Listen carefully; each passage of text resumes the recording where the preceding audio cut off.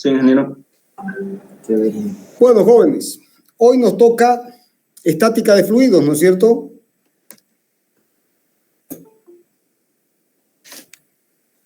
¿Sí o no? Sí, ingeniero. Bien. Entonces, sigue llegando gente, complicado dar clases así, ¿no es cierto? Bueno, hoy nos toca entonces, dijimos, estática de fluidos.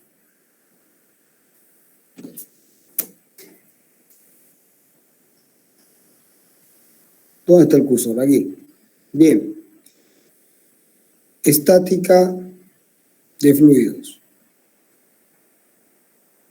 Bueno, el tema trata de definir, la idea es definir las ecuaciones que permiten estudiar o describir el comportamiento de los fluidos en reposo o en movimiento relativo uniforme. Bien, entonces, si ustedes recuerdan, los líquidos de la definición de fluido se tiene que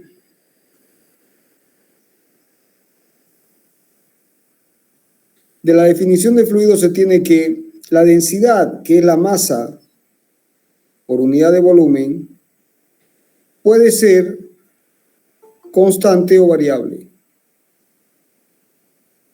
Puede ser constante o puede ser diferente de constante.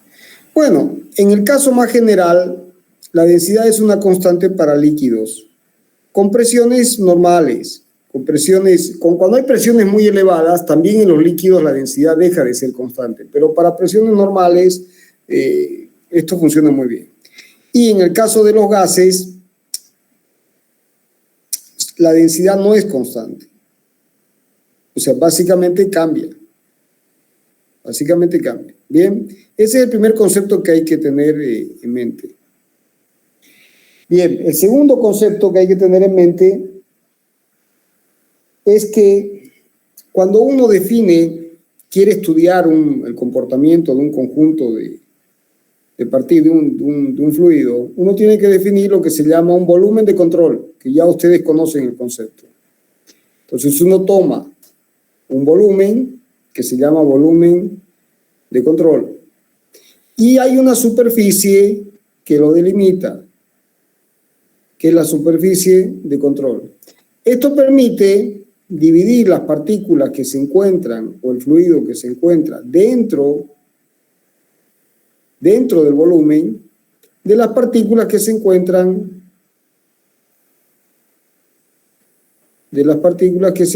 fuera. ¿De acuerdo? Entonces, el volumen de control permite analizar con la superficie de control, permiten analizar el intercambio de cantidad de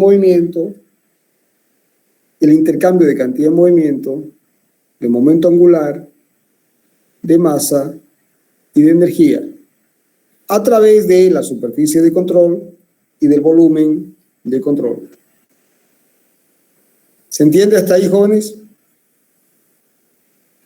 Bien, por otro lado, vamos a identificar dos tipos de fuerzas.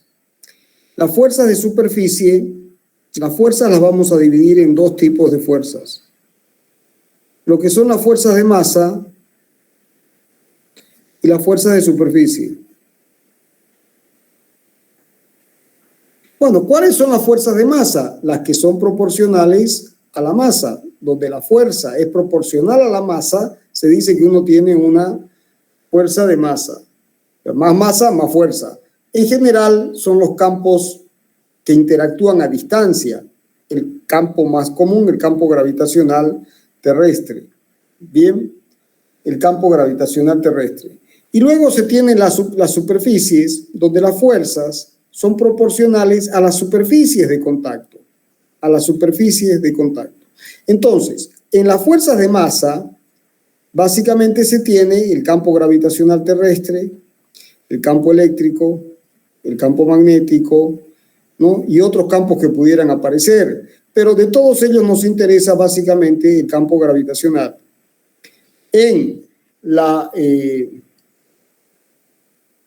Hay una rama hoy de la mecánica de fluidos que incluye los campos eléctricos y magnéticos, porque sobre todo en el desarrollo de motores a plasma, ¿no? Lo que sucede es que el plasma se considera como un fluido un gas altamente ionizado, entonces se maneja como un fluido donde interactúan y aparecen campos eléctricos y magnéticos, ¿no? Entonces, en ese caso también hay que considerar los campos eléctricos y magnéticos, pero en este caso, en la mayoría de las aplicaciones prácticas de la ingeniería hidráulica, la ingeniería mecánica, la ingeniería electromecánica, eléctrica, que tienen que ver con fluidos, ¿no? El campo gravitacional es el más importante. Bien. Y por otro lado se tiene que las fuerzas de superficie son proporcionales a la superficie. ¿Qué significa eso? Bueno, vamos a verlo con más. Bien. Las fuerzas de masa o de volumen, ¿no es cierto?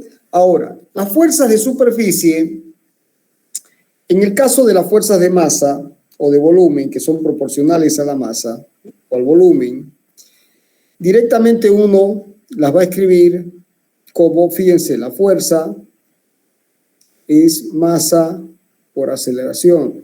Y se acostumbra siempre a escribir fuerza por unidad de masa, la aceleración.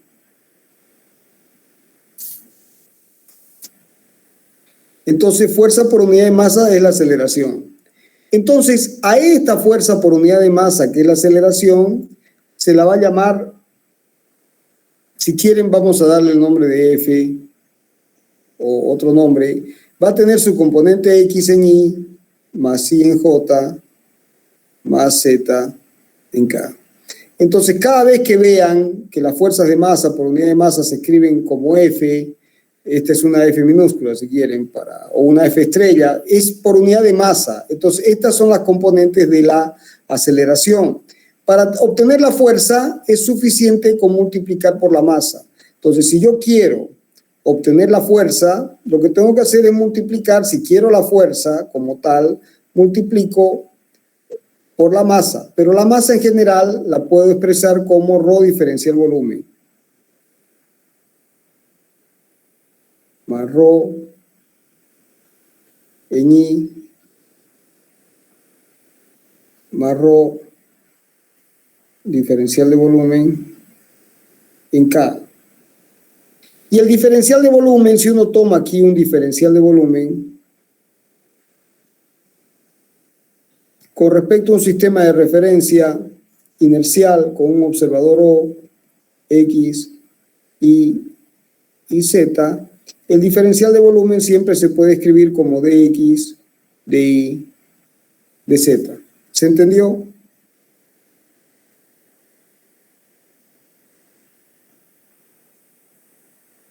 ¿Se entendió, jóvenes? Amigos, ¿están ahí o estoy hablando solo? Sí, sí.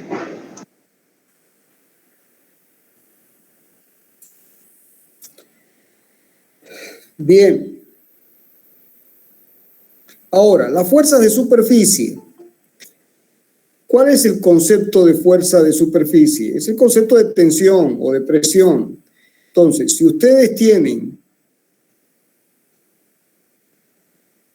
un elemento de superficie como este,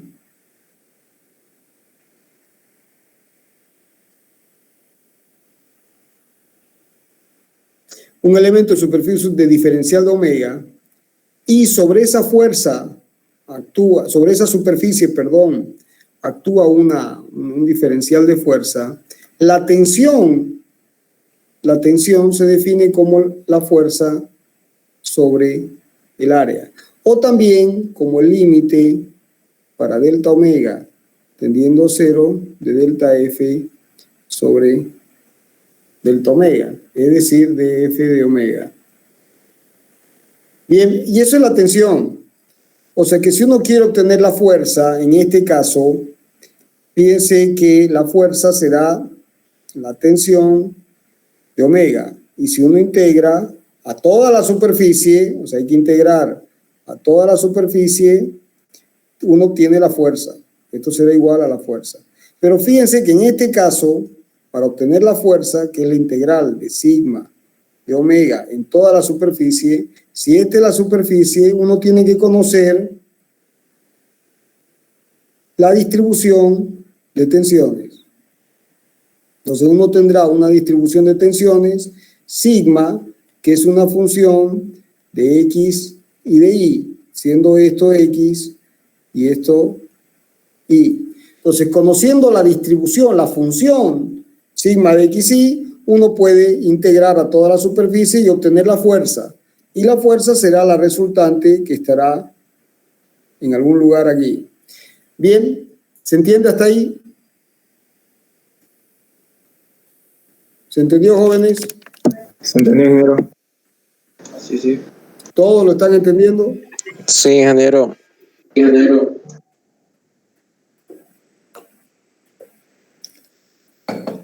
Bueno, sigamos.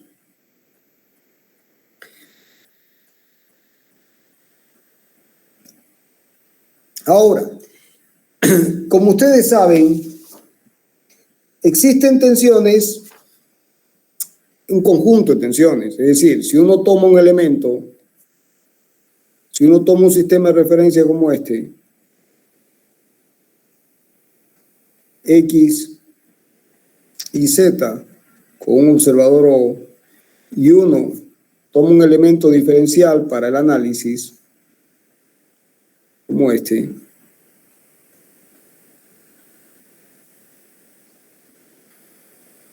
así, entonces es posible definir un conjunto de tensiones, no una sola tensión. Presten atención, ¿cómo se define esto?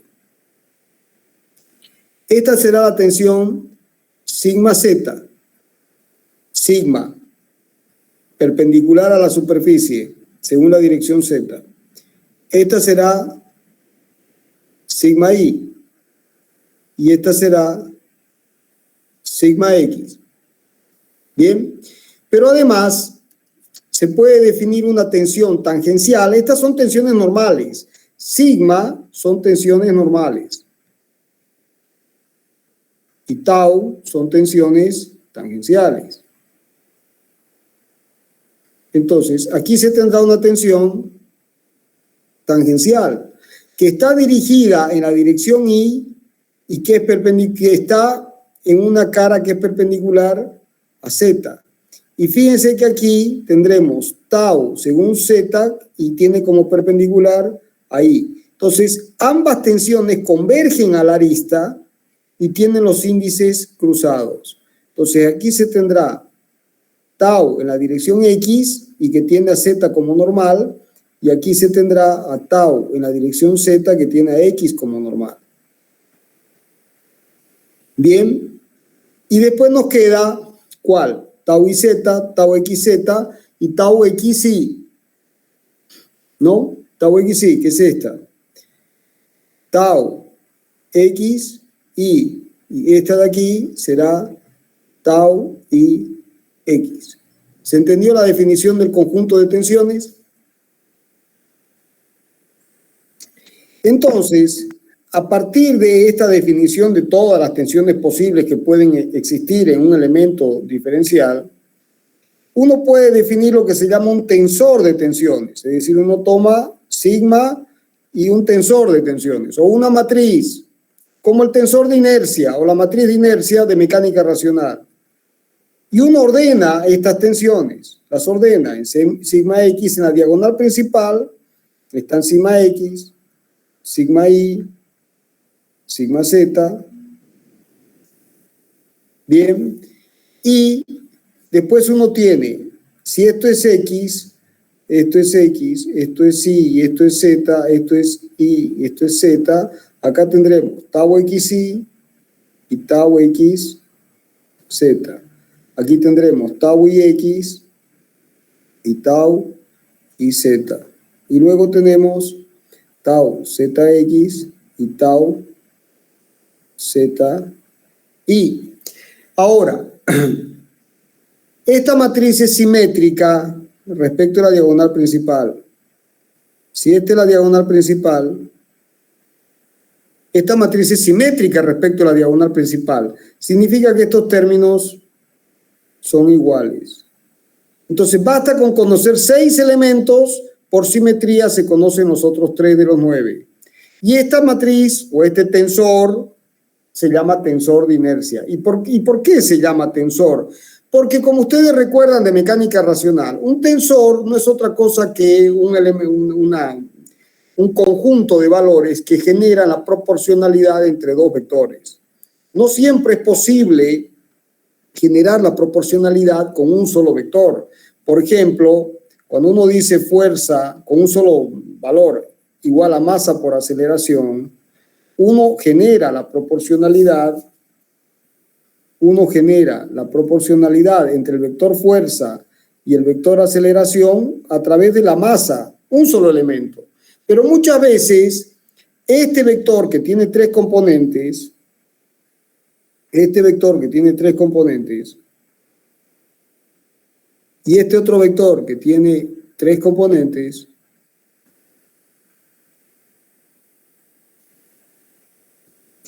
para generar la proporcionalidad no alcanza un solo valor, se necesita un tensor, en este caso el tensor de tensiones. Entonces aquí uno tiene fuerza y aquí uno tiene área, el vector área o el vector fuerza, es el tensor de tensiones el que genera la proporcionalidad.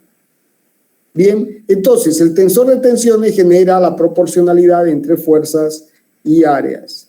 ¿Se entendió?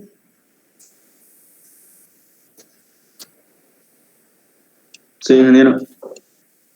Bueno, ahora, por definición de fluido, si ustedes recuerdan de propiedades físicas de los fluidos, por definición de fluido, ¿qué pasa? Un fluido no resiste los esfuerzos de corte. Es decir, el mínimo valor de tau genera deformaciones en el fluido.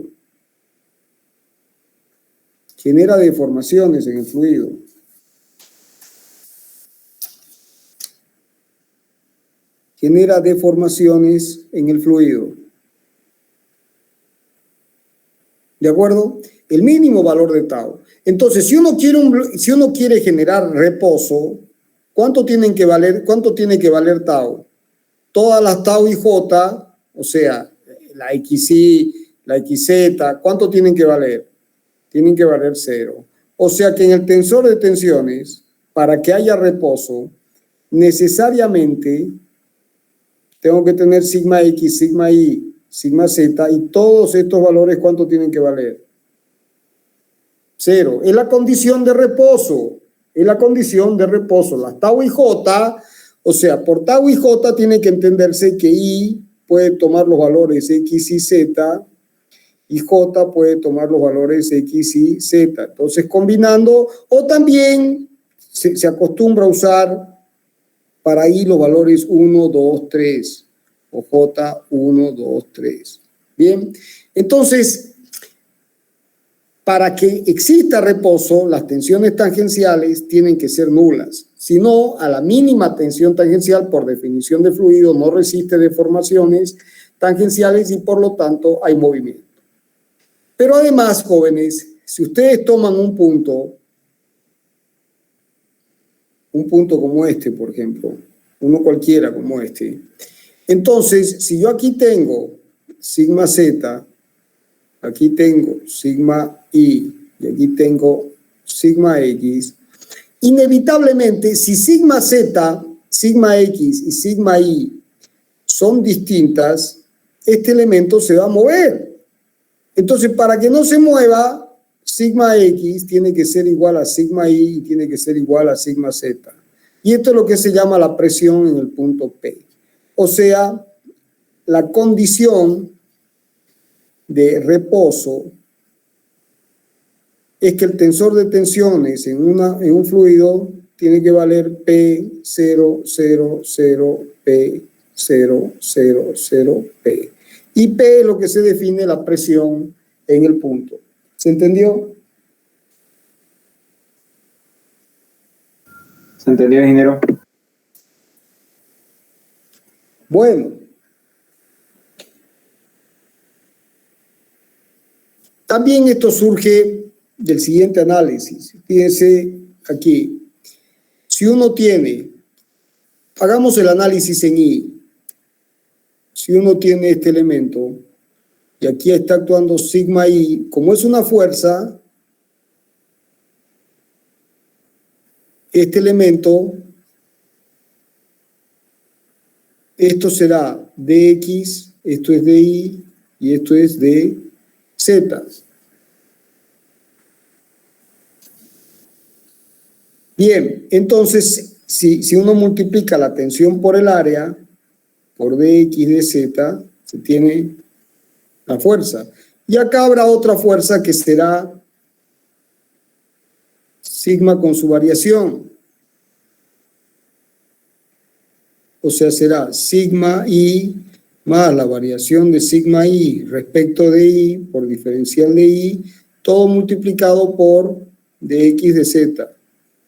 Y si uno hace sumatoria de fuerzas según I, como tiene que haber reposo, la condición es que esto valga 0. O sea que sigma I más la variación de sigma I respecto de I, diferencial de I, todo multiplicado por dx dz, negativo, porque va para allá, más sigma I por dx dz. Bien, o sea que este término, sigma I de x de z, sigma I de z, entonces me queda, se simplifica, y me queda que 0 es igual a d sigma de I, a di diferencial de I. Este diferencial de I lo puedo pasar dividiendo, es 0. Entonces me queda que d sigma I respecto de I, ¿cómo es? Es 0. Por lo tanto, ¿cómo es sigma I? Sigma I es constante. Si se hace el análisis, hemos llegado a la conclusión de que sigma I es constante. Si se hace el análisis para X, va a dar lo mismo. Y si se hace el análisis para Z, va a dar lo mismo. Entonces la conclusión es que esta constante tiene que ser la misma en los tres casos, es P. Por lo tanto, sigma X, sigma Y, sigma Z en condición de reposo son iguales a P. ¿Se entendió? ¿Se entendió o no se entendió? ¿Se entendió, ingeniero? Bien, esto nos permite, jóvenes, establecer la ecuación fundamental de la estática o la ecuación de la estática de fluidos.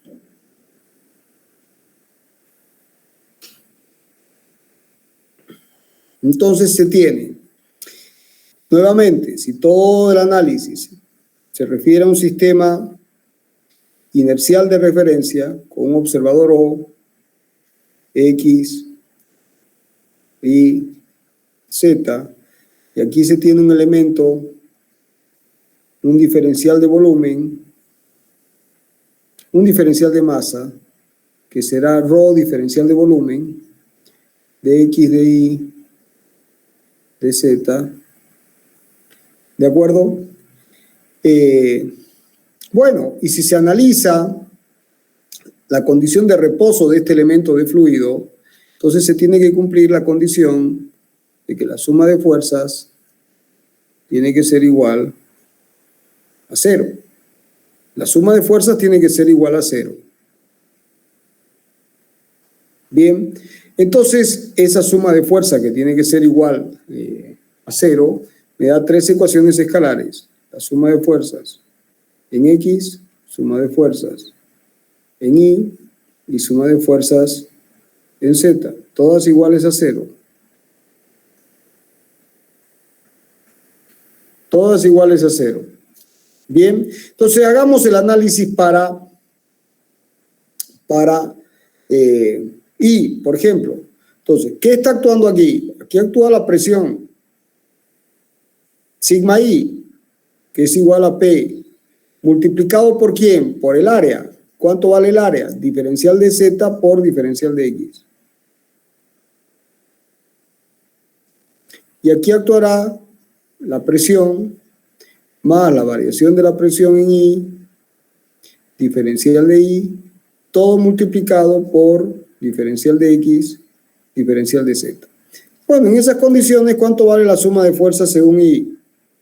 Será menos,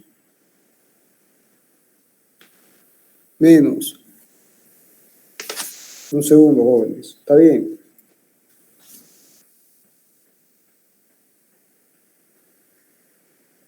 Menos dP por dx de z menos dP de I por di dx de z más P por dx por dz, pero además sobre este elemento está actuando la fuerza de masa por unidad de masa F, y esta fuerza F la podemos expresar como ya dijimos, ρ diferencial de masa por X en Y más, vamos esto, ρ por diferencial de masa por I en J más ρ por diferencial de masa por Z en K. Entonces será más la componente en I, más ρ por, esto es diferencial de volumen, dx de I de Z por I. ¿Y esto cuánto tiene que valer? 0. Entonces, este término se simplifica con este término y queda finalmente, y fíjense, dx de I de Z con dx de I de Z. Entonces queda que ρ por I menos dp de I, ¿cuánto vale? 0. ¿Se entendió?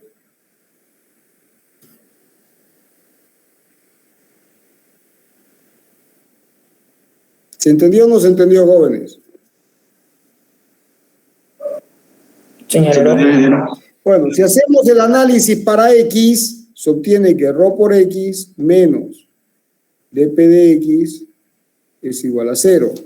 Y si hacemos para Z, ρ por Z menos dp de Z es igual a 0.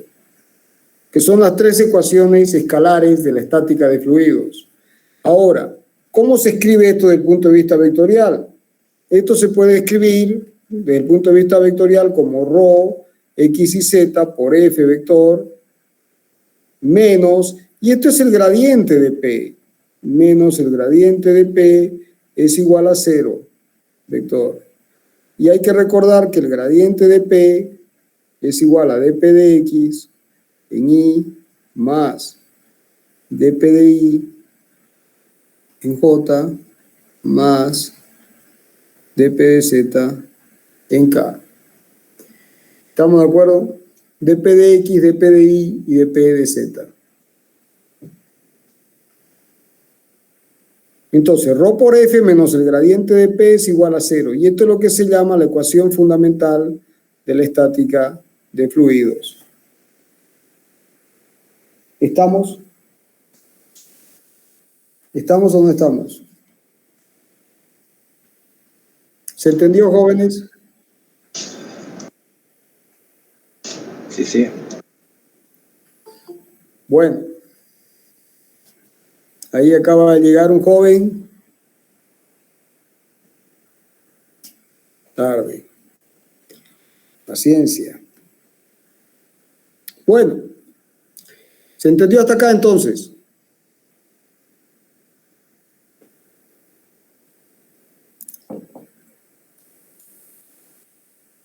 Sigamos. ¿Qué pasa cuando el campo de fuerzas a distancia, la fuerza de masa, es conservativo? Si F es conservativo, se puede expresar como menos el gradiente de una función potencial. ¿De acuerdo? Entonces, siendo F, la función potencial. Esto es para el caso, la hipótesis, el caso particular de que F es un campo conservativo, como vimos en mecánica racional.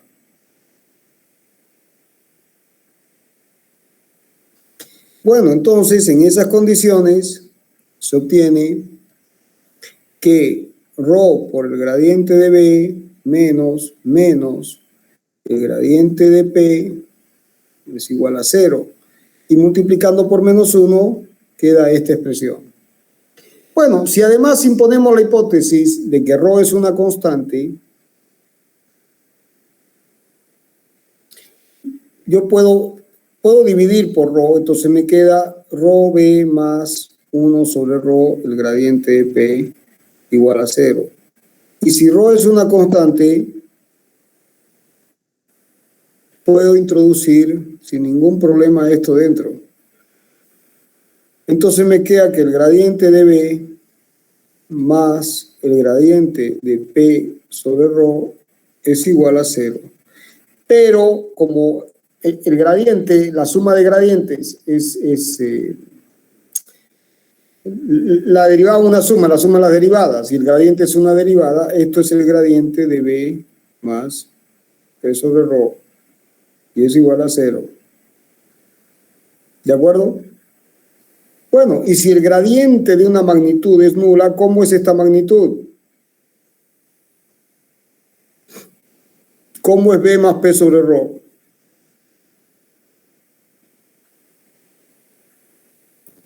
Es una constante. Bien, es una constante. ¿Se entendió? Bueno, en el caso del campo gravitacional terrestre,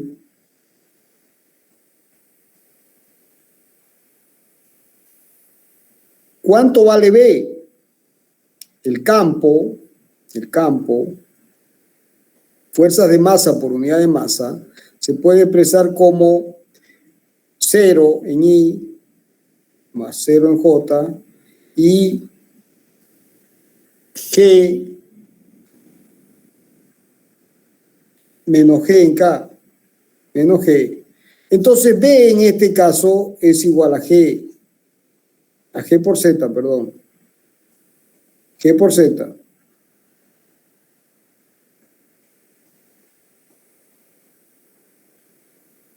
Bien, tal que el campo, que es G, es la variación de B respecto de Z. O sea que vale menos, o sea que esto, la variación de B respecto de Z es G.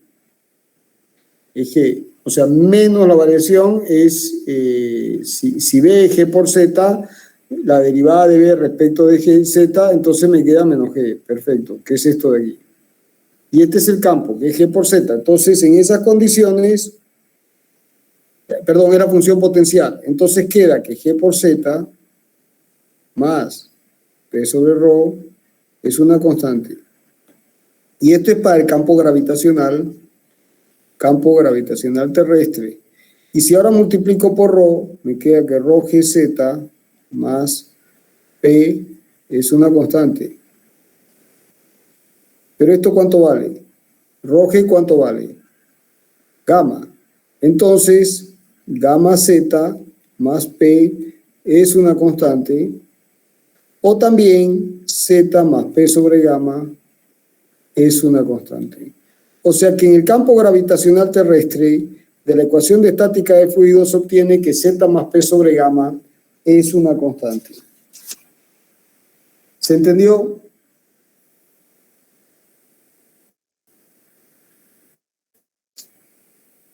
¿Se entendió o no se entendió, jóvenes? Sí, ingeniero. Bueno, y esto es muy importante, jóvenes. Esta es una conclusión que tiene aplicaciones prácticas importantísimas. Si se tiene un fluido cualquiera, como este, y este es el fondo, y esto es Z, la variable, fíjense que de aquí se puede sacar la distribución de presiones. ¿Por qué? Porque, bueno, P sobre gamma será una constante menos Z. Pero para Z igual a H, si esto es H, la presión aquí es la presión atmosférica, cuando Z es igual a H. Entonces, con esa condición se obtiene la constante, es decir, que la presión atmosférica en términos relativos vale 0. Entonces 0 será igual a la constante menos H. Eso implica que la constante vale H. O sea que la distribución de presiones P sobre gamma es igual a H menos Z. O también, si quieren, se puede hacer que P es igual a gamma H menos gamma Z, o también se puede escribir como gamma H menos Z. Entonces, volvemos otra vez a esta expresión.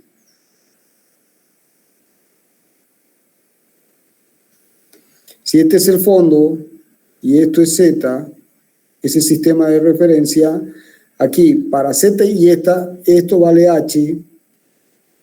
Para Z igual a H, H menos H es 0. Aquí la presión es 0. Y para Z igual a 0, la presión vale gamma H. Esto vale gamma por H. Y esta es la presión. Y esta es la ecuación de una línea recta con Z. Z es la variable. Es una ecuación de una línea recta. ¿De qué pendiente? Fíjense, P se puede expresar como gamma por H menos gamma por Z. Es una expresión que tiene, que corta, si uno grafica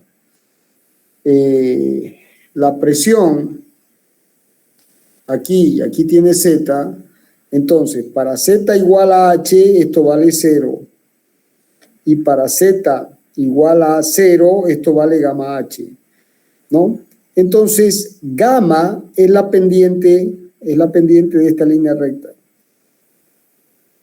Es la pendiente.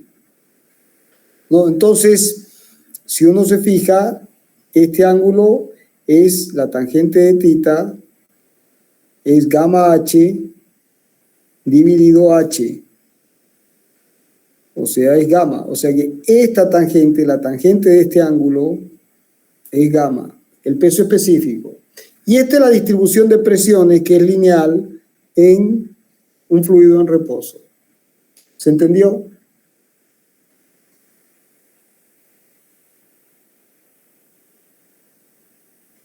Jóvenes, ¿se entendió? Sí, ingeniero. Sí, ingeniero. Bueno, entonces, si uno tiene un fluido, así como este, por ejemplo, estratificado, aquí se tiene un peso específico 1, aquí 2, y aquí 3, y este es el fondo, y esta es la superficie. Por supuesto, el peso específico, el menor peso específico, el fluido menos denso va a estar arriba, y el más denso va a estar abajo. O sea que gamma 1 es menor que gamma 2 y menor que gamma 3. Entonces, ¿cómo es la distribución de presiones? Bueno, acá será 0, y aquí ¿cuánto vale?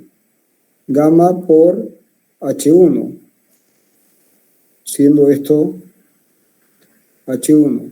Gamma 1 por H1. Esto es H2 y esto es H3. ¿Estamos de acuerdo?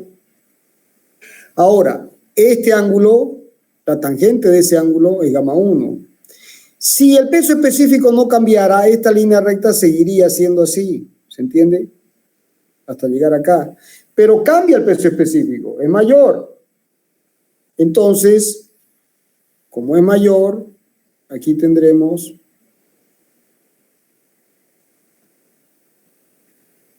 esto es gamma por H1, gamma 1 por H1, y esto ¿cuánto vale? Gamma 2 por H2. Bueno, y si no cambiara el líquido, esto seguiría así. Seguiría la línea, ¿no es cierto? Pero cambia el líquido.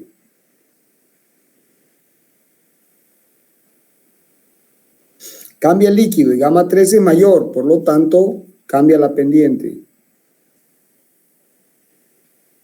Entonces, esto será gamma 1 por H1, esto es gamma 2 por H2, y esto es gamma 3 por H3. Entonces la distribución de presiones en el primer tramo, en el segundo tramo y en el tercer tramo. ¿Se entendió?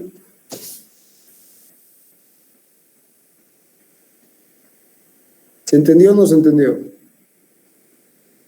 ¿Se entendió cómo trazar los diagramas de presiones, jóvenes? Ingeniero.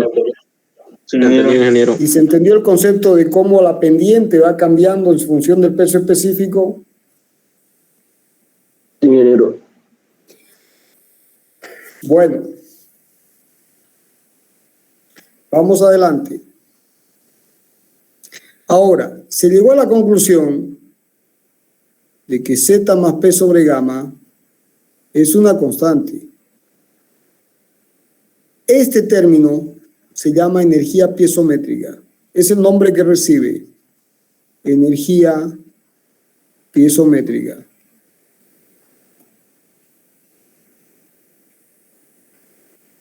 ¿Y por qué se llama piezométrica? Porque puede ser medida con un piezómetro.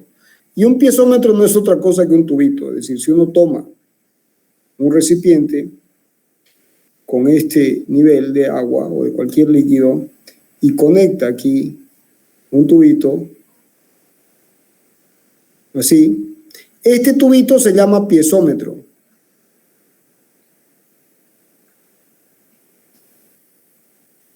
Bien, ese tubito se llama piezómetro. ¿Y hasta dónde va a subir el agua? Bueno, por vasos comunicantes el líquido sube hasta aquí. Se llenará todo esto. ¿Y por qué esto se llama energía piezométrica y esto se llama piezómetro? Porque el piezómetro mide la energía piezométrica. Y la energía piezométrica es la suma de Z más P sobre gamma. ¿Y por qué es una energía? Porque es una energía por unidad de peso. Presten atención. Como estamos en el campo gravitacional terrestre, la energía potencial gravitatoria, ¿cuánto vale? mg por z. Y si ahora uno considera la energía potencial gravitatoria por unidad de peso, tendrá mg por z dividido mg. O sea que z, ¿qué es? Es energía potencial gravitatoria por unidad de peso. Es energía potencial gravitatoria por unidad de peso. Si ustedes aquí toman como plano de referencia esto ¿qué va a ser? Z. Es la energía potencial gravitatoria por unidad de peso. Es la energía potencial gravitatoria por unidad de peso. ¿Se entendió?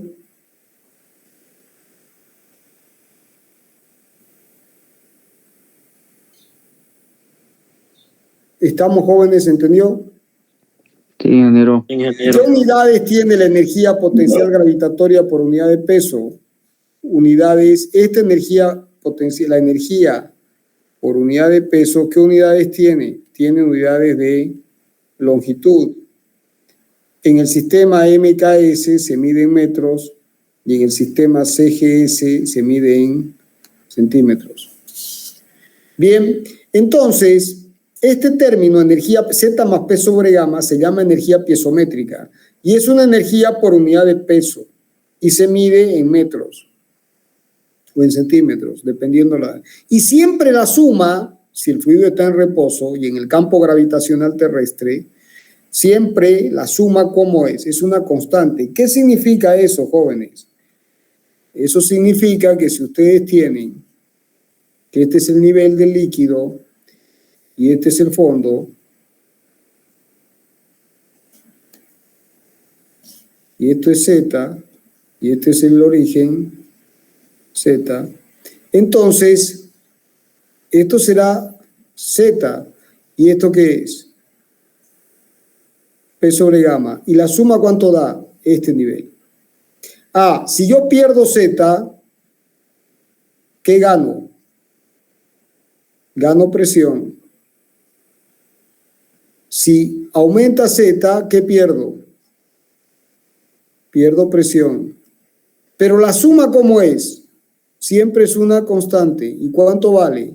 Z más P sobre gamma igual constante. O sea que si gano Z, como la suma tiene que ser una constante, pierdo presión. Y si gano presión, pierdo Z. ¿Se entendió? Entonces, la integración de la ecuación fundamental de la hidrostática, de la ecuación fundamental de la estática de fluidos, perdón, aplicada al campo gravitacional terrestre y a un líquido incompresible, hidrostática, estamos en el campo de la hidrostática porque estamos en el campo gravitacional terrestre y con ρ igual constante de fluido pasamos a un líquido en particular, el agua o similares. Entonces, en esas condiciones, Z más P sobre gamma es una constante. La energía piezométrica, que es energía potencial gravitatoria por unidad de peso, se mantiene constante. ¿Se entendió?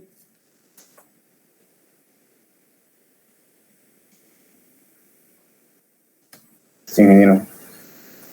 Bueno, ¿qué más?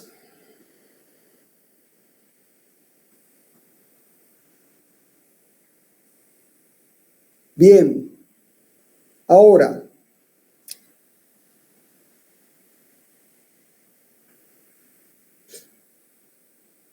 si uno tiene un depósito, por ejemplo, cerrado,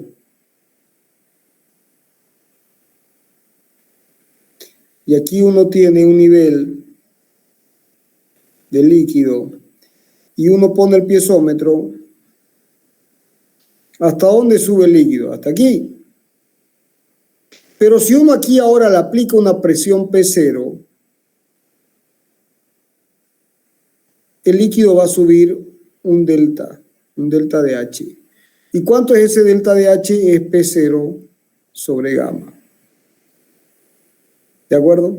Entonces la presión, aquí por ejemplo, va a ser P0, que es este valor, más gamma Z, siendo este el nivel de referencia Z. Y esto es el gamma Z. ¿Se entiende? O sea que si yo aplico una presión en el reservorio, lo que tengo que hacer es que a la presión tengo que sumarle. Se suma, es un escalar. ¿Estamos? Bueno, no se olviden que la presión, jóvenes, vamos a repasar esto para que no quede duda, la transformación de unidades. No se olviden que la presión es una fuerza por unidad de área. O sea que en términos de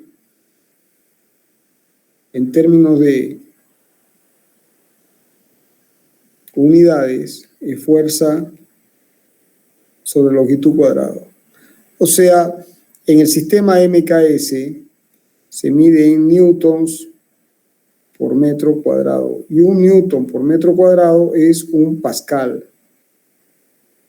Y se escribe un PA. Unidades múltiplos muy comunes, el megapascal, el hectopascal. Bien, aprendan a escribir bien. Yo tengo el pascal, el decapascal, el hectopascal. A ver, vamos a escribir aquí. Tengo un pascal, decipascal, centipascal, milipascal. Y hacia arriba tengo decapascal, hectopascal, kilopascal, minúsculas. Ahora, una vez salto, tengo megapascal, gigapascal, terapascal. ¿Se entendió? Sí, ingeniero.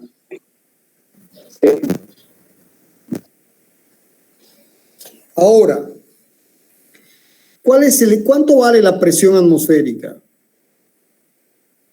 ¿Cuánto vale la presión atmosférica? ¿Cómo se determina? ¿Qué significa la presión atmosférica?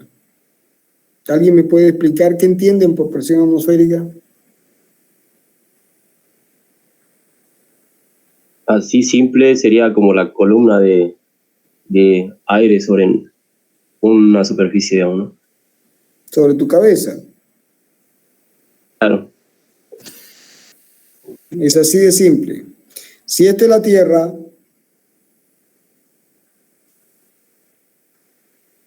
y aquí está la atmósfera, superior toda la atmósfera, hasta donde se extiende la atmósfera, y aquí hay un individuo, hay una superficie, entonces acá habrá una columna de aire, hasta donde termina la atmósfera. Entonces, ¿cuánto pesa esto? Muy bien, yo tomo esto así y tomo la columna.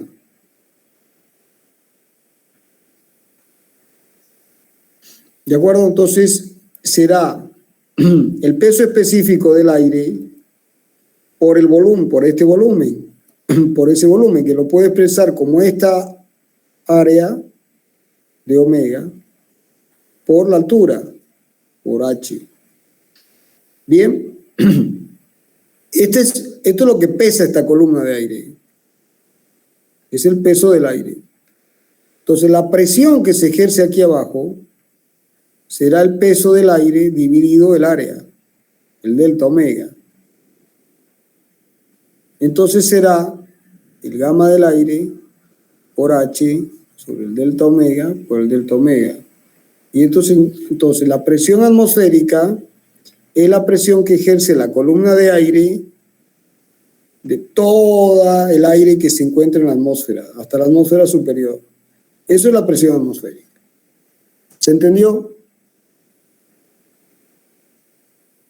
¿Se entendió o no se entendió? Sí. ¿Es Sí, mucho o poco? Más claro, muy claro. ¿Es mucho o poco?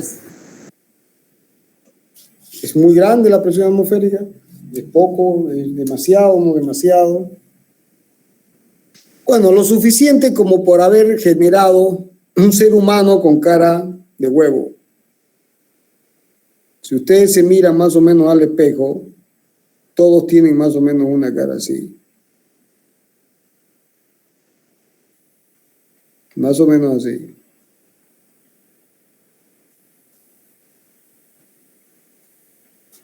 ¿Por qué? Porque si ustedes toman un huevo, jóvenes, así, y le aplican una fuerza aquí, y esta es la cáscara del huevo, cuesta mucho romperlo. Porque hay lo que se llama la resistencia de forma.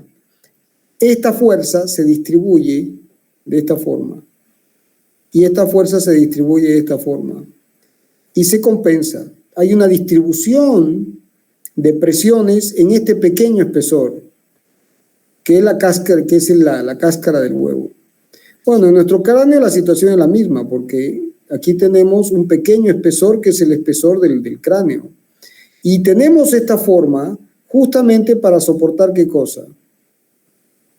La presión atmosférica. ¿Se entiende? Entonces, cuando uno ve en las películas de ciencia ficción que los extraterrestres tienen esta cara, es con su escafandra, ¿sí? ¿Es posible esto? Claro, si vienen de una atmósfera donde la presión atmosférica es distinta, la forma de la cara va a ser distinta. ¿Se entiende? O sea, la forma que adquiere, la evolución ha generado en el ser humano una forma tal que es para resistir la presión atmosférica. ¿La presión de qué atmosférica? Sí. ¿En qué planeta? En el planeta Tierra. Cambian de planeta, van a tener otra presión atmosférica y si hay seres vivos, ¿no? Tendrán otra forma. ¿Se entiende? Clarísimo, ingeniero. Sí, ingeniero. Ya saben, si se encuentran con un tipo con cara plana es porque no es terrícola. ¿Se entendió o no se entendió? Sí, sí, ingeniero. Ahora, ¿cuánto vale esa presión? El primero que dicen que midió la presión atmosférica, ¿quién fue? Un individuo que se llamaba ¿qué? Torricelli. Y Torricelli, como no tenía nada que hacer, decidió dedicarse a medir la presión atmosférica. Entonces el tipo caminaba, este es el mar. y esta es la playa. Entonces medía a nivel del mar.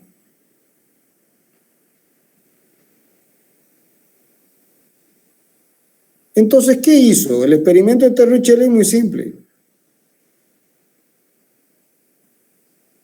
Tenía un recipiente y sobre este recipiente actúa la presión atmosférica en la parte superior. ¿Estamos de acuerdo?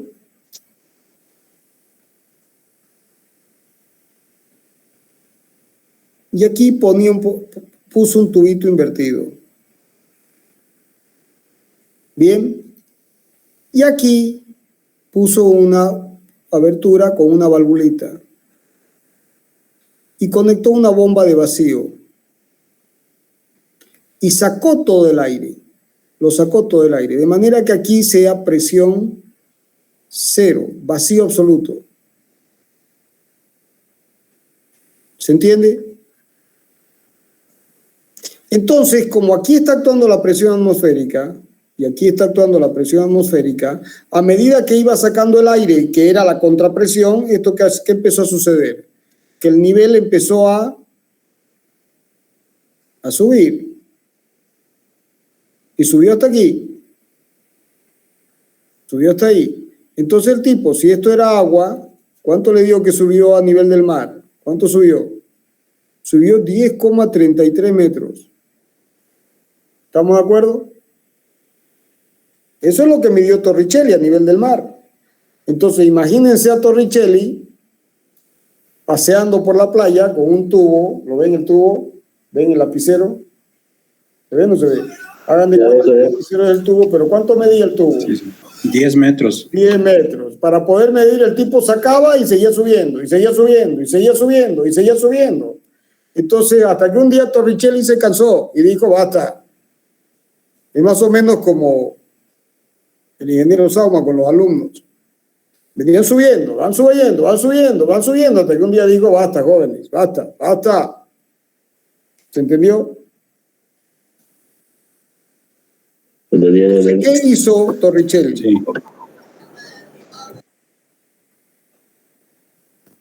¿Qué hizo Torricelli? Subirse a una altura. No, hizo algo más interesante.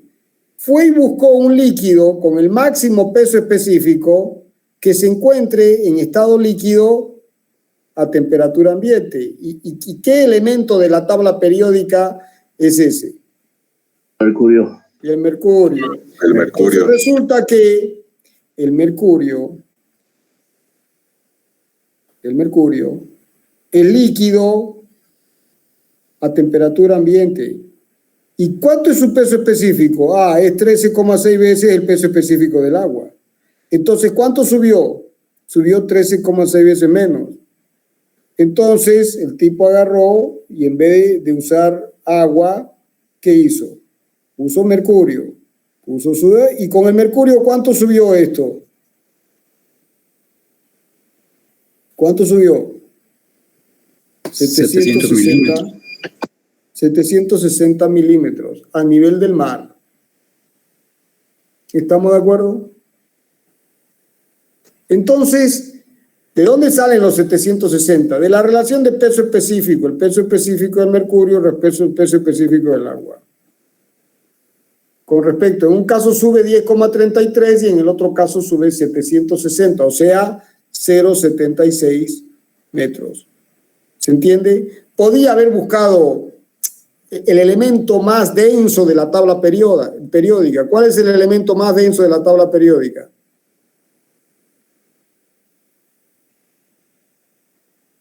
El osmio.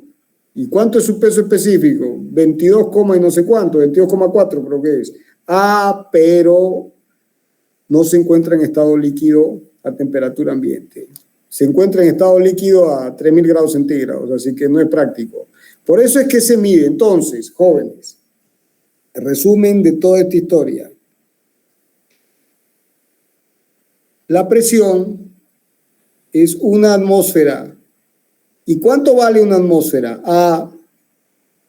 P sobre gamma, 10,33 metros de agua.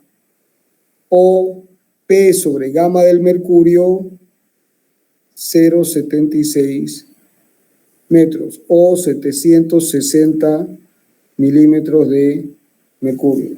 ¿Se entendió? Sí, ingeniero. Pues este 1033 es 1,13, ¿no? Es 1,013. Esperen un ratito. ¿Dónde está esto? 1033, es 1033, está bien, es 1033.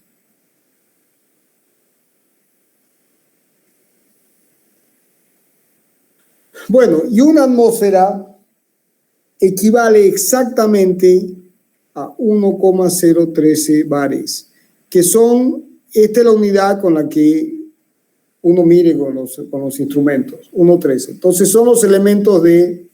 Ahora, fíjense que un bar para la equivalencia equivale a 10 a la quinta newton por metro cuadrado, o sea, 10 a la quinta pascales. ¿Se entendió?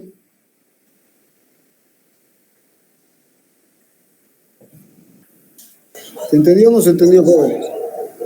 Sí, ingeniero. ¿Se entendió, ingeniero? Bueno, Sí, ingeniero. entonces,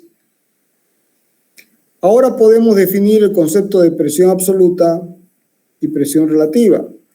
Entonces, si aquí se grafica la presión y este es el cero de presión, esta es la presión atmosférica. Bien, entonces, cuando uno mide esta presión, esta es la presión absoluta.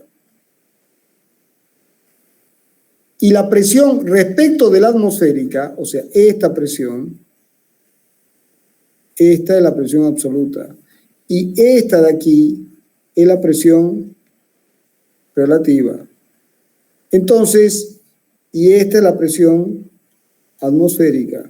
Entonces, la presión absoluta es igual a la presión atmosférica más la presión relativa. Bien, como en la mayoría de los casos, jóvenes, la presión atmosférica actúa siempre para todos, uno a la presión atmosférica le asigna un valor nulo, pero no es porque sea cero, sino porque se simplifica. Siempre va a estar de los dos lados de la ecuación, ¿se entiende? Y uno trabaja con presiones relativas. Ahora, no siempre es posible hacer eso. Por ejemplo, en cavitación no es posible. Cuando veamos las aplicaciones del concepto de cavitación en máquinas, en el funcionamiento de máquinas hidráulicas, de bombas y turbinas hidráulicas, van a ver de que no es así. Bien, de que no es así. ¿Estamos? Ahora, cuando ustedes van al gomero, ¿qué mide el gomero?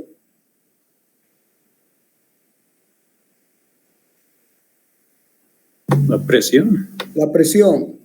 Y el tipo agarra y pone el aparatito, ¿han visto? Pone el aparatito y tan sale como una reglita y mide. Y dice, ¿cuánto está? ¿Cuántas libras le pongo? Dice, ¿cuántas libras? Dice, 25 libras. Y la goma, no, póngale 28 y está por reventar la goma. ¿No es así? Sí. ¿Qué es eso? Es la presión en unidades inglesas. PSI. Por ejemplo, cuando dicen 25 libras, son 25 PSI. Esto es libra por pulgada cuadrada o pound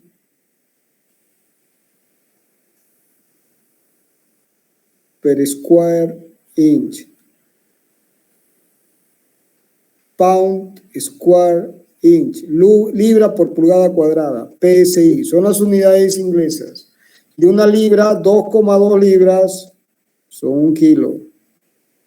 Y 2,54 centímetros son 1 pulgada. Con esto se transforma de PSI a kilos por centímetro cuadrado y de aquí se va a pascales. ¿Se entendió?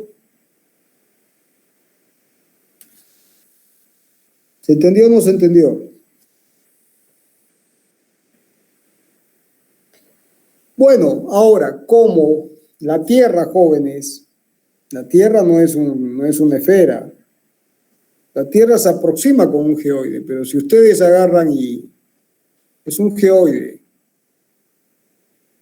es así. Pero si uno dibuja la Tierra en promedio, si uno ahora dibuja la Tierra con sus montañas y sus valles, uno tiene una cosa así. Tiene las montañas. ¿Entiende? ¿Se entendió o no? Es así la Tierra. Horrible dibujo, pero es así. Entonces, jóvenes, la presión aquí es esta columna de aire. Aquí está la atmósfera superior, donde ya no hay más aire. ¿Y esta presión cómo va a ser? Aquí la presión atmosférica, ¿cómo es? ¿Mayor o menor que esta? Menor. Menor. O sea, la presión atmosférica en La Paz, ¿cómo es? Menor. Menor. Y cuidado que cuando uno va de Santa Cruz, que estamos a cuánto, a 450 metros sobre el nivel del mar, en La Paz ¿a cuánto estamos? A 3.500. Y en el Alto ¿a cuánto estamos? A 4.000. Y en el Huayna Potosí estamos a 5.000. Y en Quechisla, la mina, en Potosí, 5.500. Y la gente vive ahí. No me pregunten cómo, pero vive. Que es así, diga. Entonces, a medida que uno va subiendo, ¿qué pasa con la presión atmosférica? Va bajando. ¿Estamos? Sí, ingeniero. Bueno, ahora vamos a ver qué más hay. ¿Qué más hay en el apunte? Bueno, el principio de Pascal, el de la prensa hidráulica.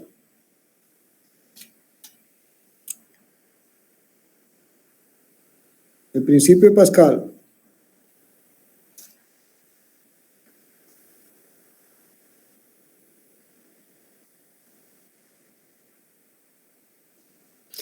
Que es muy importante, jóvenes, porque es el principio con el que se manejan todos los sistemas hidráulicos. Pues fíjense, si ustedes tienen un elemento así,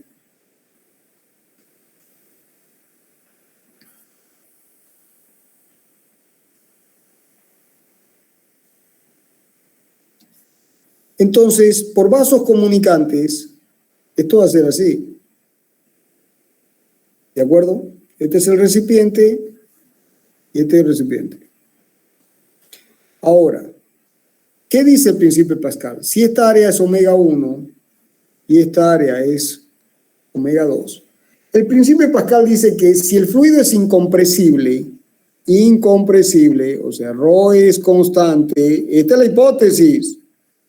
Esta es la hipótesis. Entonces la presión se transmite.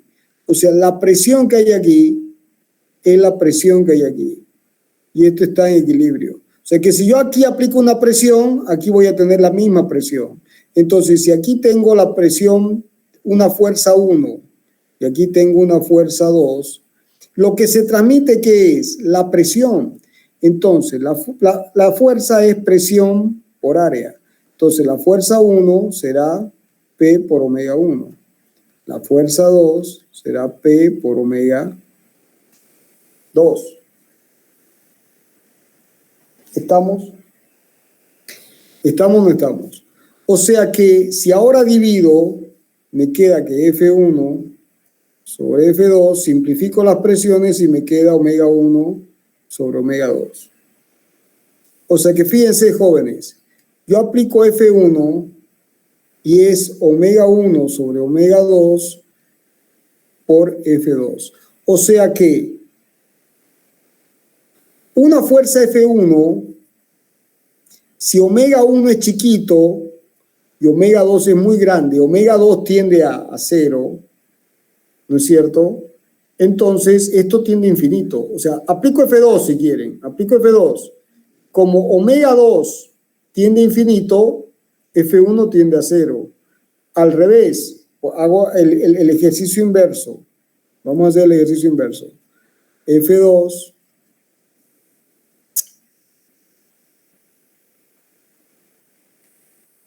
es omega 2 sobre omega 1 por F1. Entonces, Yo aplico F1, ¿de acuerdo? Si omega 2 es muy grande y omega 1 es muy chico, si esto tiende a infinito y esto tiende a 0, con una F1 muy chiquita que tengo en 2, una F2 muy grande. Entonces, es el principio de los sistemas hidráulicos. Ustedes aplican, han visto en los comandos, por ejemplo, en los comandos de los tractores, uno aplica una pequeña fuerza y jugando con la relación de áreas, aplicando una pequeña fuerza en el comando, abajo en la parte posterior estoy levantando un arado. O sea, tomen un volante mecánico sin que no sea hidráulico. Cuesta, pero el hidráulico, una pequeña fuerza, amplifica la fuerza con la relación de áreas por el principio de Pascal y con una pequeña fuerza magnifico la fuerza. ¿Por qué? Porque la presión es constante. ¿Se entendió? Sí, ingeniero. ¿Se entiende o no se entiende? ¿Se entendió, jóvenes? Se entiende. Ya, ahora, fíjense que el principio de Pascal no es otra cosa que una manifestación del principio de conservación de la energía. Porque si yo aplico aquí F1, esto se moverá, se desplazará a L1 y esto subirá L2. Entonces, el trabajo realizado por uno es F1 por L1. Tiene que ser igual a F2 por L2. Entonces, ¿qué va a suceder? Que aquí aplico una fuerza pequeña, esto es pequeño. Pero como la relación, el trabajo es fuerza por distancia. Entonces, como aquí tengo un volumen, el volumen tiene que mantenerse constante. ¿El volumen cuánto vale? Vale omega 1 por L1 y omega 2 por L2. Y si hago la relación, me queda 1 igual a omega 1 por L1 sobre omega 2 L2. O sea, la relación de áreas, omega 1 es la relación inversa de longitudes. Como la polea, ¿me entienden? Exactamente lo mismo. Yo quiero levantar un gran peso, tengo que hacer un gran recorrido. En un lado tengo el peso, en el otro lado tengo la distancia. Pero el trabajo es el mismo, ¿se entiende? Sí.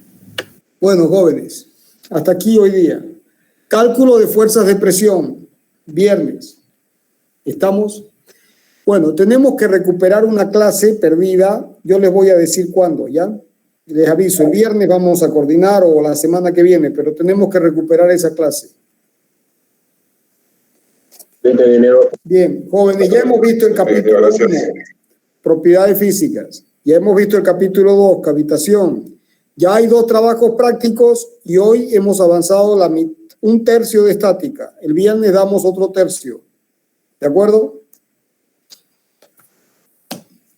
¿Estamos o no estamos? Listo, ingeniero. Ya, nos vemos viernes.